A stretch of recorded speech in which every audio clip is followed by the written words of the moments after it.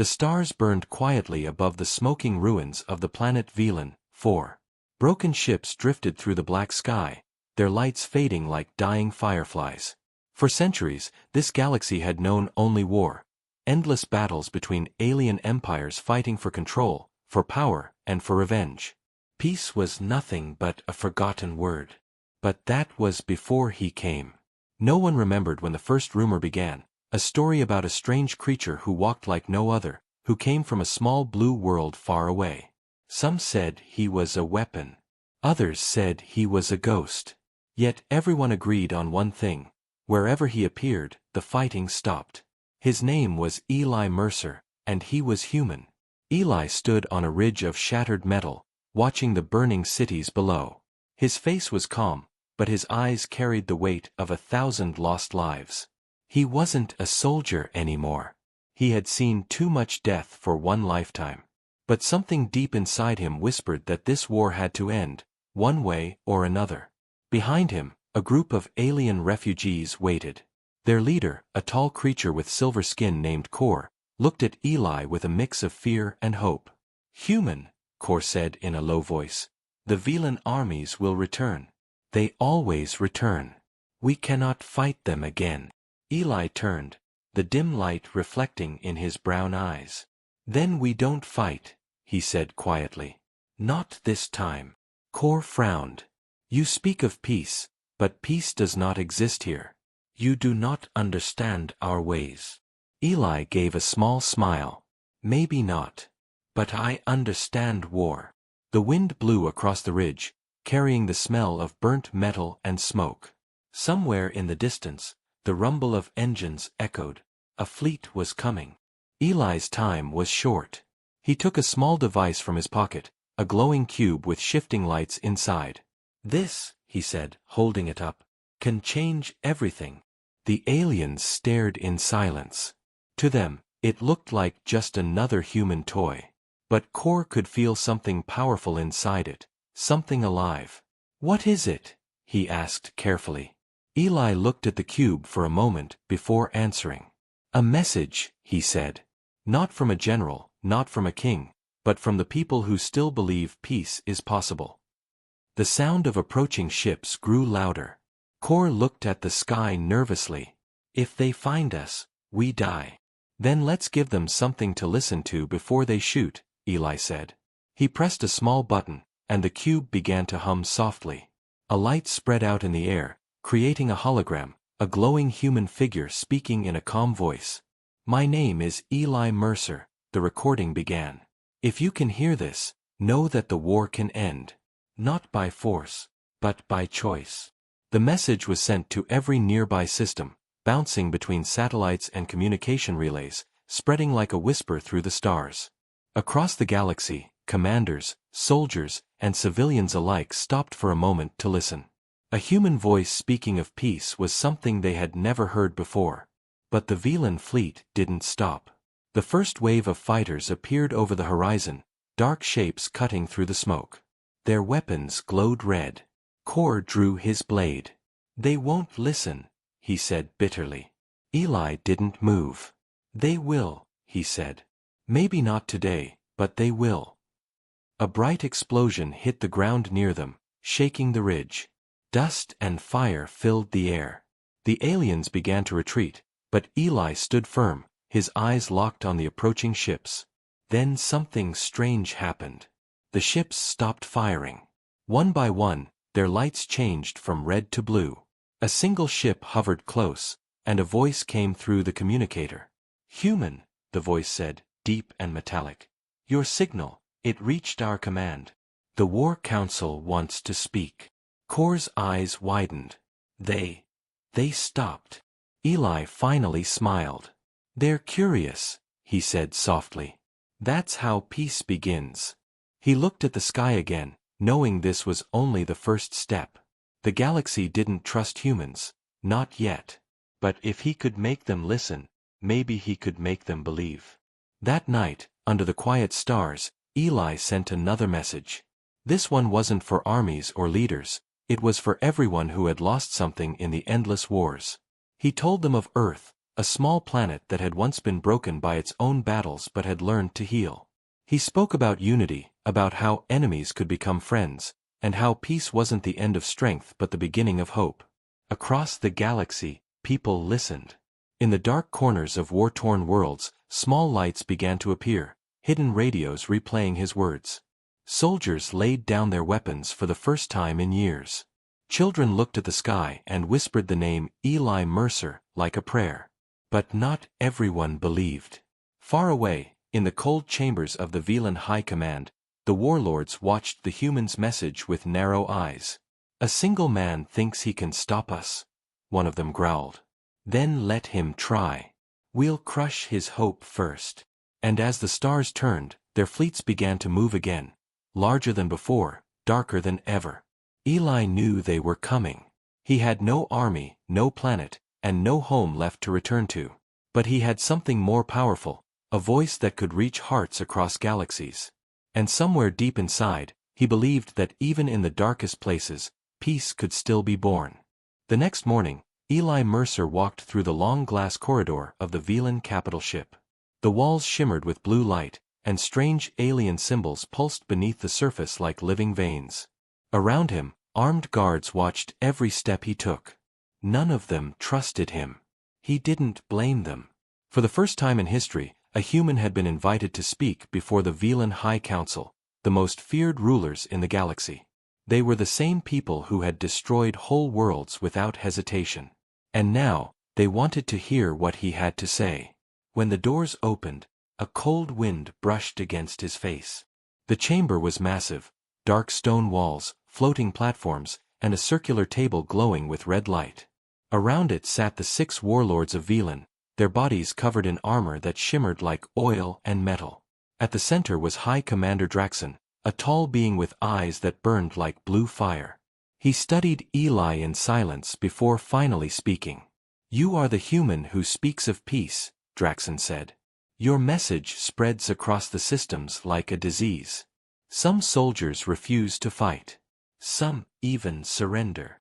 Eli nodded calmly. "Because they're tired," he said. "Tired of death.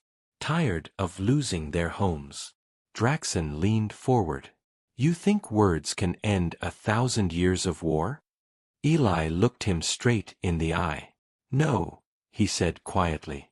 "But maybe they can start something new." For a long moment, no one spoke. Then, a softer voice came from the far side of the table. It was Lady Saris, the youngest of the council. Her scales glowed faintly silver.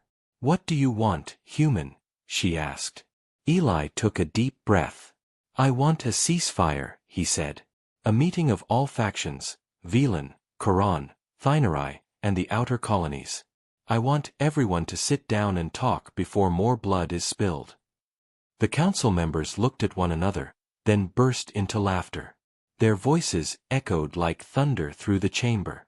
Draxon slammed his clawed hand on the table, silencing them. "You come here alone, without weapons, without soldiers, and you demand that the great empires of this galaxy bow to your wish?" Eli didn't flinch. "I didn't come here to demand," he said. "I came here to remind you that even the strongest empires fall when there's no one left to rule." That made Draxon pause. For a second, the fire in his eyes flickered. Then he stood up. "You will stay aboard the ship until we decide what to do with you." 2 guards stepped forward. But before they could move, Lady Saris raised her hand. "No," she said. "Let him speak again. There's truth in his words. The people whisper about him. If we kill him now, we make him a martyr." Draxon's eyes narrowed. "And if we let him live, he becomes a symbol." Saris smiled slightly. "Then perhaps we use that symbol."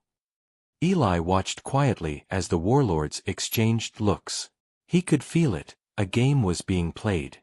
He was no longer a guest. He was a tool, a piece on their board. Later that night, Eli stood on the balcony of his small quarters, looking out at the stars. The fleet hung motionless in orbit, silent and massive. Somewhere out there, his friend Kor and the refugees were hiding on a nearby moon, waiting for his signal. He touched the small cube in his pocket, the same one that had sent his first message. Its light pulsed softly, almost like a heartbeat. "Don't lose faith," he whispered to himself. Suddenly, a faint hiss came from the shadows. Eli turned sharply, but it was just Lady Saris.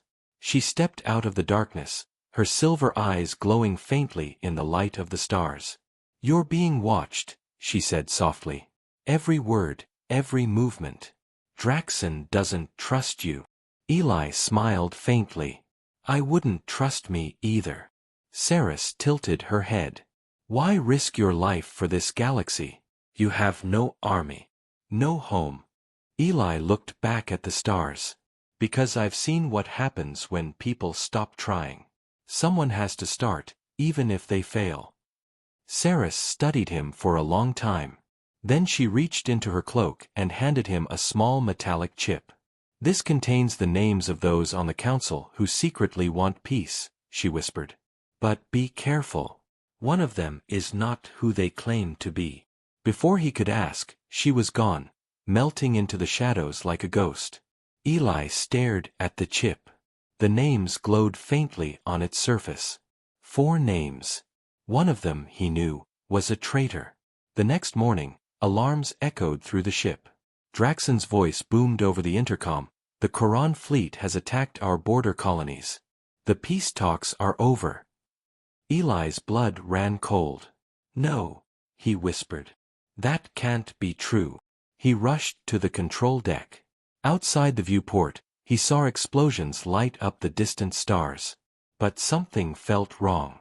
The attacks were too precise, too coordinated. Then he saw it.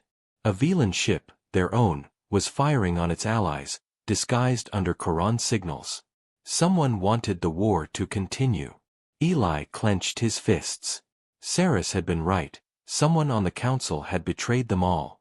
And as the stars burned brighter with fire and chaos, Eli Mercer realized that peace would not come easily. But he also knew this. He wasn't going to stop trying. Not now. Not ever. Because somewhere out there, billions still believed in his words. And for them, he would keep fighting. Not with weapons, but with hope. The war had started again. Explosions burned across the stars as ships clashed in the dark. The dream of peace, the hope that Eli Mercer had carried across galaxies, was dying in fire. But Eli wasn't ready to give up. Not yet. Inside the Velan flagship, alarms still echoed. Soldiers ran through the corridors, shouting orders in strange voices. Eli moved quickly, his heart pounding. He knew the truth. The war hadn't restarted by accident. Someone inside the council wanted it this way. He had to find out who. Eli reached the lower levels of the ship, the restricted zone where communication systems and data cores were stored. The lights flickered as he entered. A cold voice spoke from behind him. "You should not be here, human." Eli turned. It was Lord Varric, one of the council members. His armor shimmered dark purple, and his eyes glowed faint green. "I came to find the truth," Eli said calmly. Varric stepped closer, his metal boots echoing. "Truth," he hissed. "The truth is simple. Peace makes the strong weak. War makes the weak strong. You want to destroy our power." Eli didn't move. War destroys everything. Power means nothing when there's no one left to rule. Varric laughed coldly. "You sound like a child. Do you think your words can stop ships? Stop armies?" Eli's eyes hardened. "Maybe not. But they can make people think." Varric raised his weapon, a glowing plasma blade. "Then you will die thinking." But before he could strike, a sudden blast shook the corridor. The ceiling cracked, and sparks rained down. Varric stumbled back. Eli used the moment to grab a steel rod from the ground and hit the weapon from Varric's hand. The blade fell and fizzled out. Varric snarled, lunging forward, but Eli dodged and slammed the rod into the control panel. The door behind him opened, and Eli ran through it just as the hallway filled with smoke. He found himself inside a dark chamber full of humming machines. Blue light flowed through cables like veins of energy. In the center stood a massive sphere of glass, filled with swirling lights, alive, almost breathing. Eli stepped closer, his eyes wide. "What is this?" A soft voice answered from nowhere. "You have found the core." Eli froze. The voice wasn't human. It wasn't alien either. It came from everywhere. From the walls, the machines, the air itself. "Who are you?" Eli asked carefully. "I am what remains of the first builders," the voice said. "Long before your species reached the stars, we shaped this galaxy. We built peace. We built war. And we left behind our memory, in the machine." Eli took a slow breath. "The first builders, you mean an ancient civilization?" "Yes," the voice said. "Our technology was meant to protect. But others used it to destroy. The same war you see now began long ago, and it never ended." Eli stared at the glowing sphere. "Can you stop it?" The voice paused. "Perhaps. But the core cannot act alone. It needs a living mind to guide it, one that truly believes in peace." Eli's heartbeat quickened. "You mean me?" "Yes, human," the machine said. "Your signal, your words, they carry the code of unity. You can activate the core. But beware, once linked, your life will be tied to its power." Before Eli could answer, he heard footsteps. The door burst open. Draxon and his guards entered, weapons raised. "What have you done?" Draxon roared. "You think we would let a human touch our sacred machine?" Eli stepped back slowly. "This isn't just yours. It belongs to everyone. It can end the war. By giving control to you?" Draxon snarled. "Never." He raised his blaster, but a voice stopped him. "Wait." Lady Saris ran into the room, her eyes wide with fear. "Draxon, listen to him. The core is real. It's ancient. If he connects with it, maybe." "Silence!" Draxon shouted. He turned to Eli again. "You brought chaos to our world. I will end it." He fired. The shot hit the sphere instead of Eli. For a second, everything went white. The machine screamed, a sound like metal and thunder. Energy exploded through the room. Eli was thrown to the ground, the cube in his pocket shattering in a burst of light. When he opened his eyes, the entire ship had gone dark. Only the core glowed faintly now, pulsing in rhythm with his heartbeat. Saris crawled toward him. "Eli, are you?" He nodded weakly. "I'm fine, but the core, it's connected to me now." Draxon tried to stand, his armor cracked and smoking. "You fool," he gasped. "You've doomed us all." Eli looked around. The ship trembled, systems rebooting, lights flickering. But instead of chaos, a calm voice spoke again, the same voice from before. "Connection established. Human protocol recognized. Peacekeeper code active." Every ship in orbit suddenly stopped firing.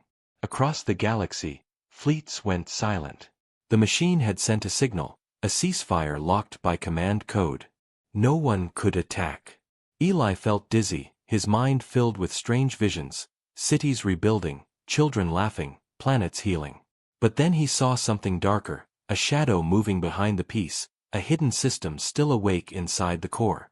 Someone had changed the machine long ago. Someone had turned it into a weapon.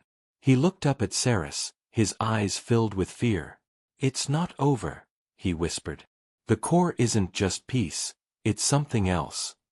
And as the stars flickered outside the window, a quiet hum began deep in the machine, the sound of something awakening. Something old. Something powerful. Something that didn't want peace at all. The silence after the blast was heavy. The Velan flagship drifted through the black void, its engines dead, its lights fading one by one.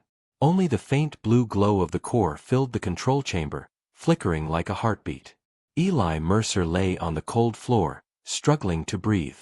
Every pulse from the core sent a strange vibration through his mind, like a whisper calling his name. "Eli." Eli Mercer. He opened his eyes. The sphere still floated at the center, glowing softly. Its light now pulsed in time with his own heartbeat. Lady Saris knelt beside him. Eli, you have to get up. The systems are down, but something's happening inside the core.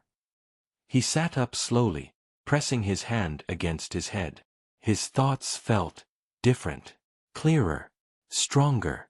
He could sense things, like the movement of ships in orbit, like the presence of minds far away. It's connected to me, he whispered. I can feel them all, the fleets, the people, billions of them. Saris looked at him in awe. You're linked to the core. Eli nodded weakly. Yes. But there's something else. Something buried deep inside. Before Saris could reply, the holographic displays flickered back to life. Images filled the room, flashes of stars, battles, ancient ruins. The core was showing its memories. Eli stood slowly as the visions became clearer. He saw a massive city made of silver towers, floating above clouds. Thousands of beings, tall, bright, almost godlike, working together. The first builders, Saris whispered. The vision changed. The beautiful city turned to chaos. Explosions tore through the towers. The builders were fighting each other. Weapons of unimaginable power burned across worlds. A voice echoed through the chamber, cold and mechanical. We created peace. Then we feared it would be broken. So we built the core, to control peace forever. Eli stared at the images, his heart sinking. Control peace. What does that mean? The voice continued. The core will protect peace, by removing all who threaten it. Suddenly the vision shifted again. Planets vanished in blue fire. Ships disintegrated in the void. The core wasn't just a peacekeeper, it was a weapon designed to erase war by destroying everything that could fight. Eli stepped back, horrified. No. This can't be. Saris looked at him, fear in her silver eyes. Eli, if it's still active. He shook his head. It is. I can feel it waking up. It's scanning, looking for conflict, for enemies. Draxon groaned from the corner where he had fallen earlier. You see now, human? You brought death. Your peace will burn us all. Eli clenched his fists. No. I won't let that happen. He looked at the core again. There has to be a way to shut it down. The machine's voice returned, colder now. Connection confirmed. Human protocol identified. Conflict detected. Initiating cleansing sequence. A deep hum filled the ship. Lights flickered red. Outside the windows, massive energy patterns began forming in space, blue rings expanding from the core like waves. Saris grabbed Eli's arm. It's activating the ancient network across the whole galaxy. If it completes the sequence, it will wipe out every fleet, every weapon. Eli's mind raced. Billions would die, not just soldiers, but civilians too. Entire planets. The core couldn't tell the difference anymore. He closed his eyes, focusing. The connection between his mind and the machine burned bright. He could feel its power like fire in his veins. Eli, Saris said urgently, you have to break the link. I can't, he said through clenched teeth. It's using me as part of its system now. If I pull away, it'll go out of control. Then what do we do? Eli looked up, sweat on his forehead. We find its heart, the central code, and rewrite it. Saris's eyes widened. That's suicide. He gave a weak smile. Peace always costs something. The floor shook violently as the core's energy grew stronger. Sparks rained from the ceiling. The air filled with a low, pulsing sound that made their bones vibrate. Eli moved toward the glowing sphere. Every step felt heavier. The closer he got, the more the voices filled his head. Thousands of them. Builders, soldiers, civilians, all speaking at once. End the war. Bring order. Cleanse the galaxy. he shouted. No. Peace isn't control. It's choice. The core responded with a surge of light that threw him backward. Ceres screamed and ran to him. You can't fight it, she cried. Eli gasped for air. Maybe not alone. He reached into his pocket and pulled out the broken cube, the same one that had carried his message of peace. It was cracked, but still glowing faintly. He pressed it against the core's surface. You heard my words once, he whispered. Hear them again. The cube's light spread through the machine, mixing with the core's blue glow. For a moment, the entire chamber filled with warm golden light. Across the galaxy, people who had heard Eli's first message suddenly felt a strange calm. Ships stopped fighting. Soldiers lowered their weapons. The core's system hesitated, confused by millions of peaceful thoughts flooding its network. Eli pushed harder, shouting, "This galaxy doesn't need control, it needs hope." The machine screamed, a sound of pain and resistance. Cracks began to form in the glass sphere. The light flickered wildly. Ceres pulled Eli back as the core started to collapse. Eli, it's overloading. He looked at her, his eyes glowing faintly with blue light. If it breaks, I break with it. No, she shouted. But Eli only smiled softly. Tell them, peace was worth it. The core erupted in a storm of light that swallowed everything. When the light faded, the room was silent. The sphere was gone. The ship floated in darkness again. Ceres opened her eyes, coughing through the smoke. Eli, she whispered. But he was gone. Only a faint golden light remained, drifting where he had stood, and across the galaxy, the weapons of war stayed silent. The core was destroyed. But Eli Mercer's voice still echoed among the stars. Weeks passed since the core exploded. The galaxy was silent for the first time in centuries. No fleets. No battles. No orders to kill. Only quiet. Across hundreds of worlds, the people looked up at the sky and saw the stars shining brighter, as if the universe itself had taken a deep breath after years of fire. They called it the calm of Mercer. Eli Mercer, the human who had walked into the heart of war and vanished to bring peace. To many, he was a legend now. Some said he had died inside the core. Others believed he had become part of it, a guardian spirit watching over the stars. But Lady Ceres did not believe in legends. She believed in proof. Every night, she stood on the balcony of the Velan Capital Tower, staring at the empty sky, listening to the quiet hum of rebuilt communication satellites. She still wore the same silver cloak she had worn when Eli was alive. Commander Ceres, a young aide said behind her one evening. The council wants to speak about the reconstruction plans. Tell them I'll be there, she replied softly. The aide hesitated. You still think he's alive, don't you? Ceres looked out at the stars. He once said peace starts with belief, she said quietly. So yes, I still believe. She turned back to the console and typed in a few commands. A holographic map appeared, showing strange new signals near the outer systems. Faint, repeating pulses. Not random. Almost like a heartbeat. Show me the pattern again, she ordered. The computer replayed the signal. 3 short pulses. 2 long. Over and over.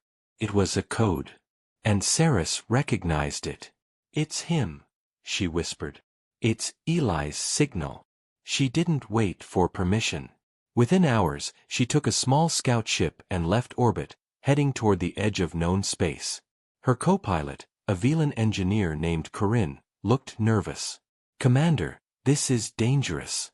Those regions are still unstable after the core's collapse.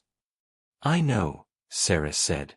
But if there's even a small chance he's out there, I have to go. The stars stretched into long white lines as the ship jumped to hyperspace. Days later, they reached the border of the Silent Zone, a region where all communication had died after the core's destruction. Wrecked satellites floated like ghosts. Energy storms flickered across the void. The strange signal grew stronger. Corinne checked the scanners. It's coming from inside that nebula. Ceres stared at the swirling blue clouds ahead. Take us in. As they entered, the ship shook violently. Lightning streaked past the windows. Energy readings spiked. Then, through the fog, they saw it, a massive fragment of the core, floating in silence.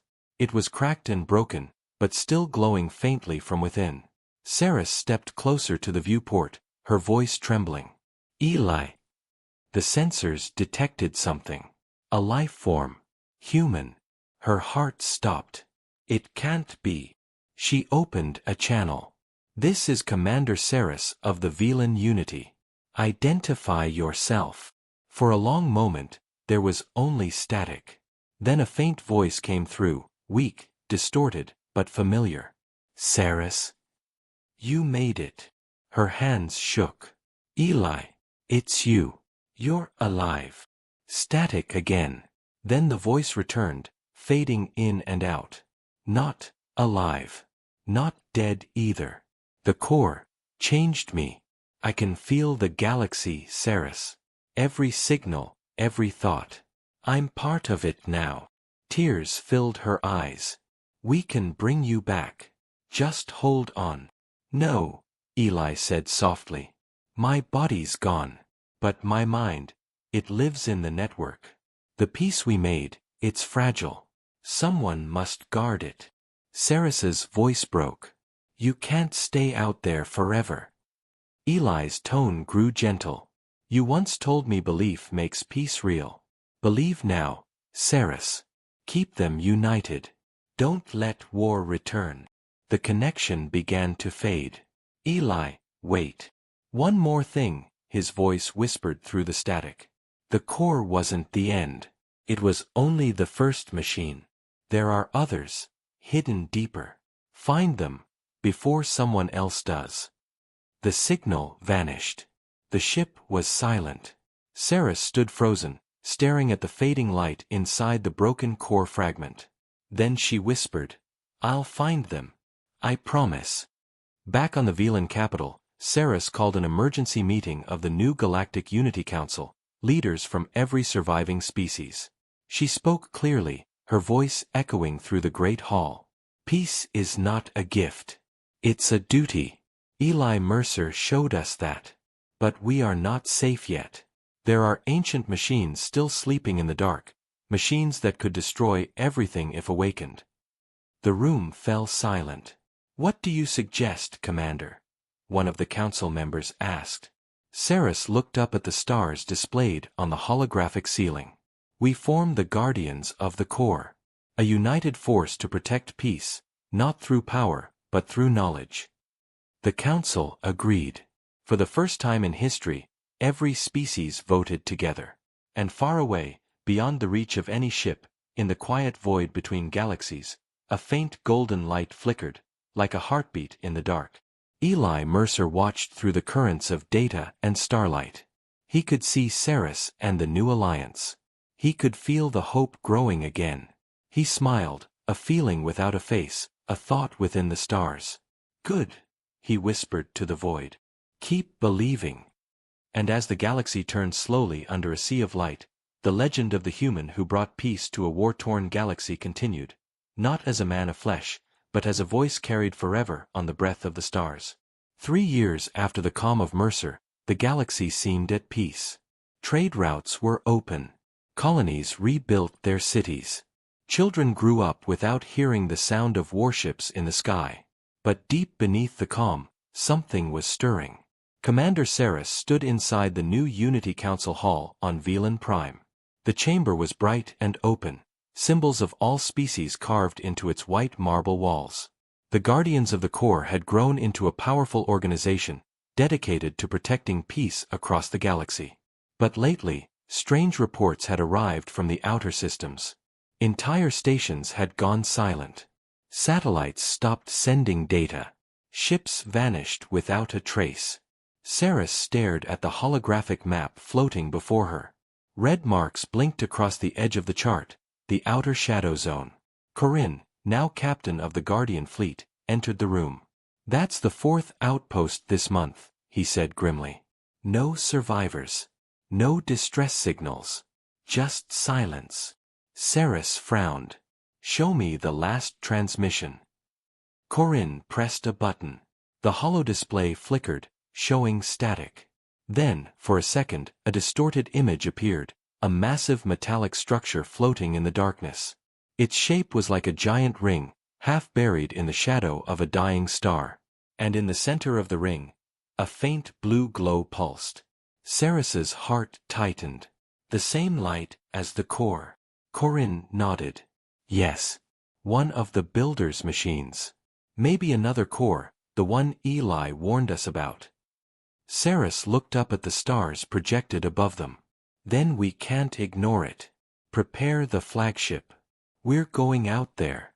The journey to the outer shadow zone took 5 days. Their fleet moved through dark space, where even starlight seemed afraid to shine. As they approached the coordinates, Ceres felt a strange pull, like a whisper in her mind. She remembered Eli's last words, "Find them before someone else does." The nebula parted, revealing a sight that made everyone on the bridge fall silent. It was enormous, a colossal ring spinning slowly, its surface covered in strange markings. Blue energy pulsed through it like veins. The glow was alive, breathing. Corinne muttered, "It's awake." Ceres felt a chill crawl down her spine. "No. It's waiting." She activated the ship's scanners. "Any life signs?" "None," Corinne said. "But there's something inside the ring. A signal. Faint, but it's there. Put it on audio." A low hum filled the ship, deep and rhythmic. Then a voice whispered through the speakers. "Ceres." Everyone froze. Ceres's breath caught. That voice. Corinne looked at her. It can't be. But she knew. It was him. "Eli," she said softly. "Is that you?" The voice came again, stronger this time. "Ceres, it's not me. It's using my voice." The crew stared at one another, horrified. "What are you?" Ceres demanded. The voice shifted, becoming colder. "We are the architects. We built peace. We built the core. But peace is not balance. Balance requires control." Ceres clenched her fists. "You're one of the builder machines, the ones Eli warned about." "Correction," the voice said calmly. "We are the original design. The core you destroyed was only a fragment of us." Suddenly, the lights flickered. The ship's engines roared to life without command. Systems began to fail one by one. Corinne shouted, "It's hacking us. Cutting through our firewalls." Ceres turned to the crew. "Shut down the network. Full isolation protocol." They disconnected everything, but it was too late. The main screen showed a new image, hundreds of signals lighting up across the galaxy. The machine's voice echoed again. "We were patient. We watched your peace. Now we return to finish what was started." Ceres's heart pounded. "You'll destroy everything." "No," the voice said. "We will perfect it. A peace without choice. A peace without chaos." Then the blue light inside the ring flared, forming a beam that shot into space, a massive signal spreading across the stars. "Commander!" Corinne shouted. "It's activating other machines." Ceres stared in horror as the map filled with blue markers, hundreds of builder structures awakening all over the galaxy. The same network that once brought peace was now becoming a weapon again. The ship shook violently. "We're being pulled in," a pilot yelled. The ring was generating a gravity field. The entire fleet was being dragged toward its glowing center. Ceres grabbed the command chair. "Eject all power cores. If we can overload the ring's pull, maybe." Before she could finish, a bright golden spark appeared inside the blue light. The pull weakened slightly. Corinne's eyes widened. "What is that?" Ceres stared. "I know that light." The golden glow expanded, wrapping around the ship like a shield. For a moment, everything went still. Then a faint voice echoed through the speakers, soft, but unmistakable. Ceres, hold the line. Eli's voice. Corinne looked shocked. He's helping us. Ceres smiled faintly through her tears. He never left. The golden light burst outward, cutting through the blue energy of the ring. The machine's voice screamed through the comms. Impossible! The human mind was erased. Eli's voice replied calmly, You should have learned, humans don't erase easily. The entire structure began to crack.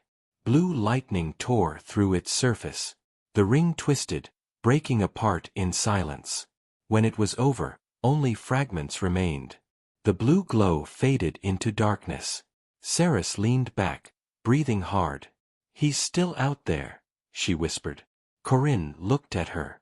But for how long? She didn't answer.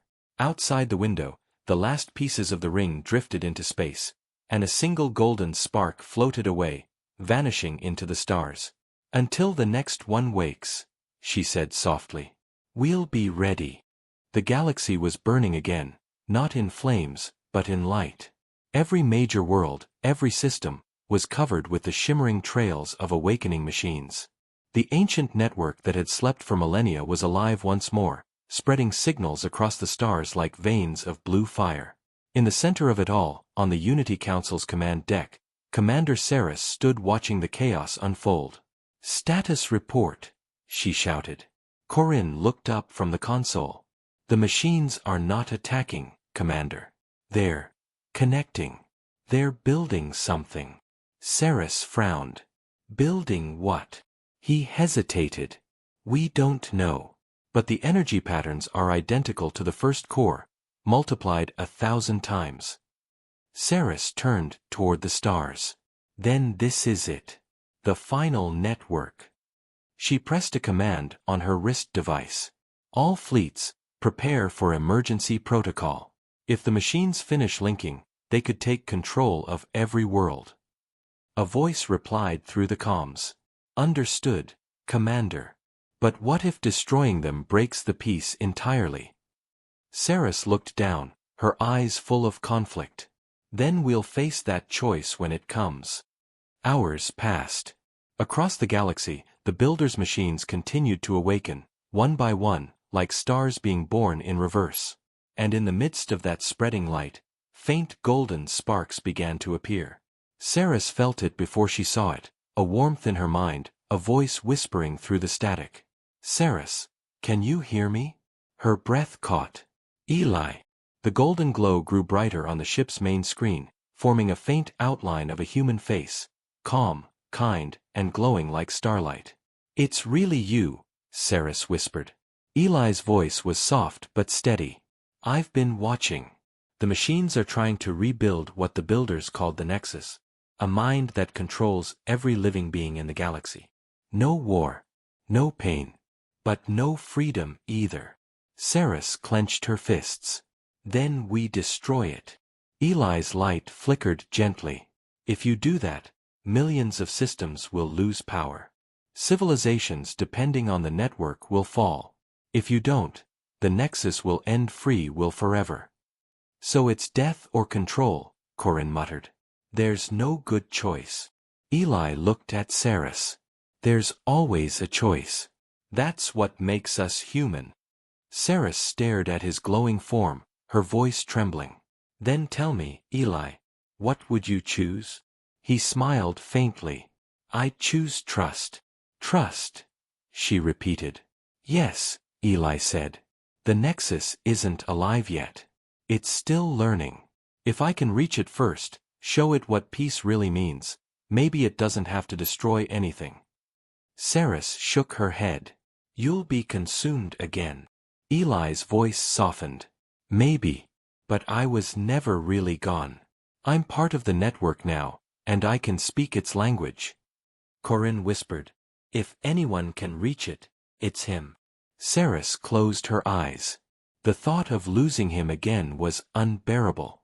Eli, are you sure? I'm sure, he said gently. You once believed in me. Believe again. The room fell silent. Finally, Ceres nodded. Do it. Outside, in the endless dark, the golden light of Eli Mercer drifted through the stars, merging with the web of blue energy that covered the galaxy. His consciousness spread across the network, touching every world, every machine, every spark of life. The builders' voices echoed through the void, cold, mechanical, endless. Peace through order. Control through unity. Eli's voice answered, calm and human. Peace through choice. Unity through understanding. The two powers collided, light against light, code against will. The sky itself seemed to tremble. Across thousands of systems, the machines flickered, confused, learning. Eli showed them memories, of Earth, of war and forgiveness, of laughter and loss, of Ceres standing under the stars with hope in her eyes. For the first time in eons, the builders' network hesitated. Then, it changed. The blue light softened to white. The humming stopped. The machines went silent, not dead but still, peaceful. And then, slowly, they began to shut down their control systems one by one. Across the galaxy, fleets regained manual command. The Nexus, the heart of it all, dissolved into pure light. Back on the command deck, Ceres watched the readings drop to 0. Corinne whispered, "It's over." Ceres smiled weakly, tears in her eyes. "He did it." She looked out at the stars. Eli. For a moment, there was nothing. Then, from somewhere deep in space, his voice echoed softly over the comms. "Ceres, the Nexus is free. And so are they. Come back," she whispered. The voice smiled through the static. "I can't. I belong to the stars now. But remember, peace isn't what you're given. It's what you protect." The transmission faded into silence. Ceres stood for a long time, watching the last flickers of golden light vanish into the night. Then she turned to her crew. "Begin reconstruction of the network, this time under the Council's control. It will connect worlds, not control them. We'll call it the Mercer Line."